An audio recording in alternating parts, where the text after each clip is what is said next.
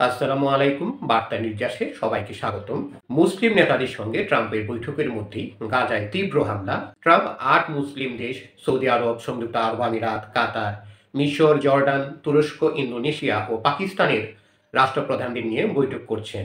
অন্যদিকে ফিলিস্তিনের গাজা নগরীর আরও ভেতরে অগ্রসর হয়েছে ইসরায়েলি সেনারা। বড় বড় ভবন লক্ষ্য করে যুদ্ধবিমান থেকে ফেলা হচ্ছে বোমা। শুধু গাজা নগরী নয়, পুরো গাজা উপত্যকায় চলছে ইসরায়েলি আগ্রাসন। দর্শক, পরবর্তী খবর পেতে আমাদের চ্যানেলটি সাবস্ক্রাইব করে আমাদের পাশেই থাকুন। নিউ ইয়র্কে জাতিসংঘের সাধারণ পরিষদের ৮০তম অধিবেশনের ফাঁকে মঙ্গলবার এই বৈঠক হয়। মার্কিন প্রেসিডেন্ট বলেন, আমরা এই যুদ্ধ শেষ করতে চাই। আর বৈঠক শেষে এক সংবাদ সম্মেলনে তুরস্কের প্রেসিডেন্ট রিসেপ তাইয়েপ এরদোয়ান বলেন, বৈঠক ফলপ্রসূ হয়েছে।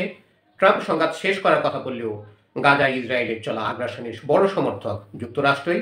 বৈঠকের পর বিস্তারিত কিছু না জানিয়ে সাংবাদিকদের উদ্দেশ্যে শুধু হাত নাড়ান ট্রাম্প। বিস্তারিত জানায়নি হোয়াইট হাউসও। তবে বুধবার রাতে ট্রাম্পের সঙ্গে বৈঠকে অংশ নেওয়া নেতাদের একটি যৌথ বিবৃতি প্রকাশ করেছে সৌদি আরবের পররাষ্ট্র মন্ত্রণালয়।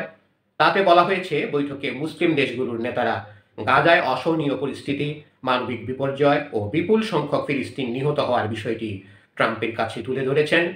এদিকে ইস্তাম্বুল জায়েন্ট বিশ্ববিদ্যালয়ের শিক্ষক সামি আল আরিয়ান আল জাজিরাকে বলেন, জাতিসংঘের অধিবেশনে ট্রাম্প বলেছেন, আমি ইসরায়েলের পক্ষে। সত্যি বলতে সারা জীবন আমি ইসরায়েলের পক্ষে ছিলাম। এমন পরিস্থিতিতে গাজায় সংঘাত থামানো নিয়ে ট্রাম্পের মন্তব্যকে ছলনাময় বলে উল্লেখ করেছেন তিনি আরও বলেন, মার্কিনিরা সৎ মধ্যস্থতাকারী নয়। গাজায় আগ্রাসনে শুধু ইসরায়েলি নয়, মার্কিনরাও জড়িত। ধন্যবাদ সবাইকে এতক্ষণ ধরে আমাদের পাশে থাকার জন্য। পরবর্তী খবর পেতে আমাদের চ্যানেলটি সাবস্ক্রাইব করে আমাদের পাশেই থাকুন।